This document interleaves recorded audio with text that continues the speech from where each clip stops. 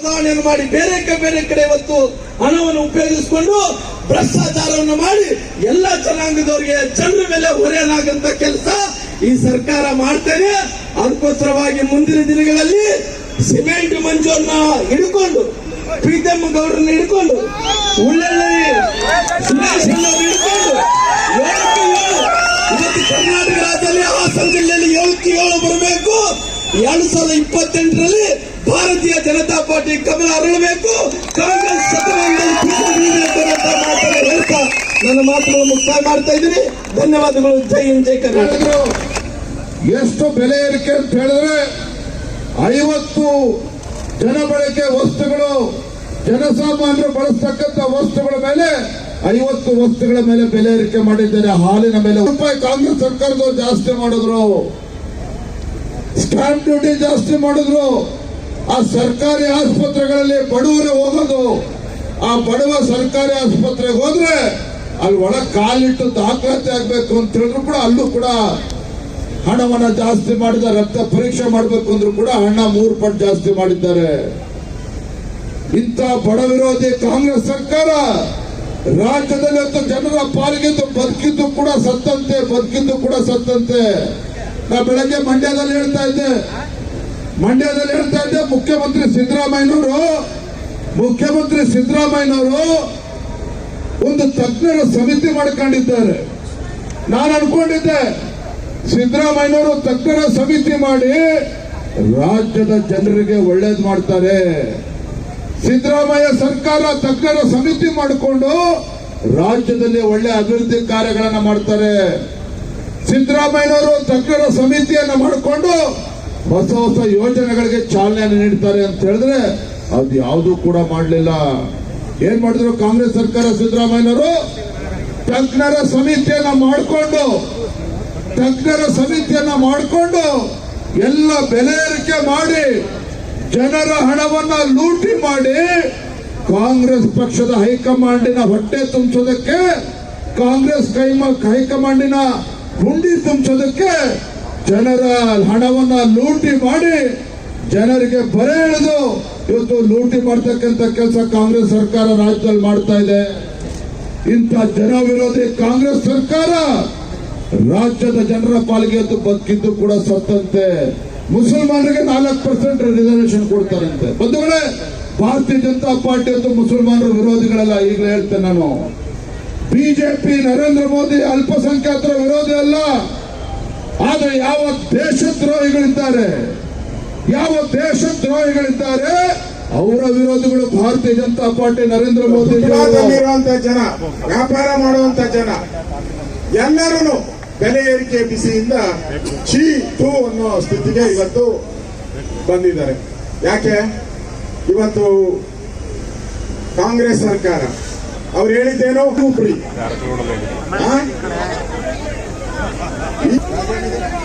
ಏನ್ ಹೇಳಿದ್ರು? ಫ್ರೀ ಅಂದ್ರು.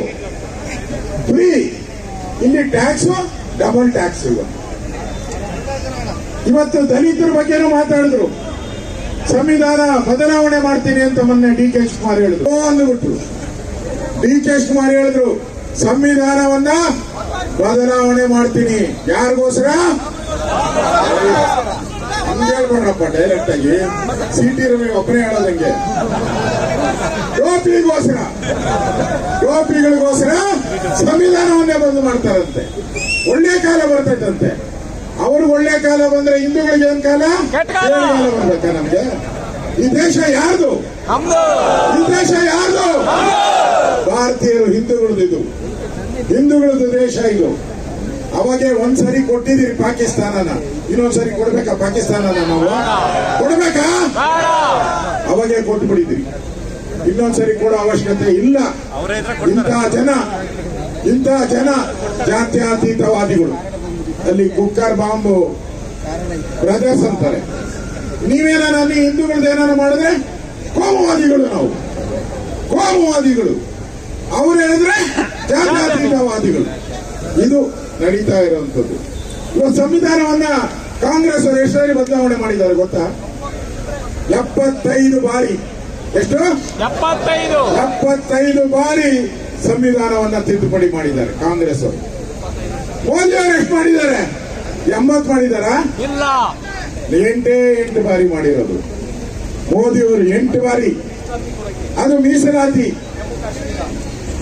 370 ಆರ್ಟಿಕಲ್, ದಲಿತರ ಮೀಸಲಾತಿಯನ್ನ ಮುಂದುವರಿಸೋದು, ಬಡ್ತಿ ಇದು ಒಳ್ಳೆ ಕಾರ್ಯಕ್ಕೆ ಕಾಂಗ್ರೆಸ್ ಅವರು ಮಾಡಿರೋದಲ್ಲ.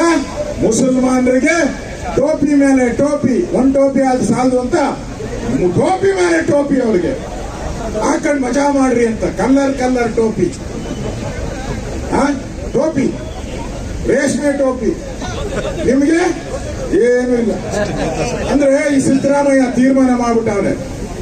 ಇನ್ನ ಇವತ್ತು ಪತ್ರಿಕೆಯಲ್ಲಿ ನೋಡಿ, ಟಿವಿಯಲ್ಲಿ ಏನೇ ಹೇಳಿದ್ದಾರೆ, ಬಿಜೆಪಿಯ ರ್ಯಾಲಿಗೆ ಶುಭಾಶಯ ಕೊಡ್ತಾರಂತೆ ಡಿ.ಕೆ. ಶಿವಕುಮಾರ್ ಮತ್ತು ಸಿದ್ದರಾಮಯ್ಯ. ಶುಭಾಶಯ ಯಾಕೆಂದ್ರೆ ನೆಕ್ಸ್ಟ್ ನಾನು ಗ್ಯಾರಂಟಿ ಬರಲ್ಲ, ಬಿಜೆಪಿಯವರೇ ಬರೋದು, ಅದಕ್ಕೆ ಇವಾಗ ಅಡ್ವಾನ್ಸ್ ಶುಭಾಶಯ ಹೇಳಿದ್ದಾರೆ. ರ್ಯಾಲಿಗೆ ಶುಭಾಶಯ ಗೊತ್ತಾಗ್ಬಿಟ್ಟಿದೆ ಅವ್ರಿಗೆ, ಕನಸು ಬಿದ್ದುಬಿಟ್ಟಿದೆ. ಅವಾಗ ಕನಸು ಬಿದ್ದಿದೆ ಅವ್ರಿಗೆ, ಸಿದ್ದರಾಮಯ್ಯಗೆ. ಚುನಾವಣೆ ನಿಲ್ಲಲ್ಲ ಅಂತಾನೆ ತಿರುಗಿ ನಿಂತ್ಬಿಡ್ತಾನೆ. ಎಲೆಕ್ಷನ್ ಬಂದ ತಕ್ಷಣ ನಿಂತ್ಬಿಡ್ತಾನೆ. 15 ವರ್ಷದಿಂದ ನೋಡಿ, ಈ ನೆಕ್ಸ್ಟ್ ಎಲೆಕ್ಷನ್ ನಾನು ನಿಲ್ಲಲ್ಲ ಅಂತ. ಇನ್ನೇನ್ ಚುನಾವಣೆ ಹತ್ರ ಬರ್ತಾ ಇದ್ದಾನೆ, ಜನ ಹೇಳಿದ್ರೆ ನಿಂತ್ಕೊಂತೀನಿ ಅಂತಾನೆ. ಇನ್ನೊಂದು ವರ್ಷ ಇದ್ದಂಗೆ ಇಲ್ಲ, ಇದೊಂದ್ಸರಿ ಲಾಸ್ಟ್, ಜನನೇ ಈ ಸರಿ ಲಾಸ್ಟ್ ಮಾಡ್ಬಿಡ್ತಾರೆ ನಿನ್ನ. ಕಾಂಗ್ರೆಸ್ ಪಾರ್ಟಿ ಇವತ್ತು ಕುರ್ಚಿ ಹೊಸ ಕಿತ್ತಾಡ್ತಾ ಇದ್ದಾರೆ. ನಮ್ಗೆ ಹೇಳ್ತಾರೆ ಬಿಜೆಪಿಯವರು ಇವತ್ತು ಜನಾದೇಶ ಏನ್ ಮಾಡ್ತಾ ಇದ್ದಾರೆ ಅದು ಜನ ವಿರೋಧಿ ಅಂತ. ನಾನ್ ಕೇಳ್ತೀನಿ ನಿಮ್ಗೆ, 2 ವರ್ಷ ಆಯ್ತಲ್ಲ, ಕಿಚ್ಚು ಜನ ಸಂತೃಪ್ತರಾಗಿದ್ದಾರೆ, ಬಿಜೆಪಿಯವರು ಹೊಟ್ಟೆ ಕಿಚ್ಚಿಗಾಗಿ ಹೋರಾಟ ಮಾಡ್ತಿದ್ದಾರೆ ಅಂತ ಹೇಳಿದ್ರು. ಮಾಧ್ಯಮ ಸ್ನೇಹಿತರೆ, 807 ಅತ್ಯಾಚಾರ, ಅಣ್ಣನ ಜೊತೆಗೆ ತಂಗಿ ಹೋಗಂಗಿಲ್ಲ, ಗಂಡನ ಜೊತೆಗೆ ಹೆಂಡತಿ ಹೋಗಂಗಿಲ್ಲ, ತಂದೆ ಜೊತೆಗೆ ಮಗಳು ಹೋಗಂಗಿಲ್ಲ, ವಿದೇಶಿ ಪ್ರವಾಸಿಗರು ಬಂದರೂ ಕೂಡ ಅತ್ಯಾಚಾರ ಮಾಡ್ತಾರೆ. 807 ಅತ್ಯಾಚಾರ,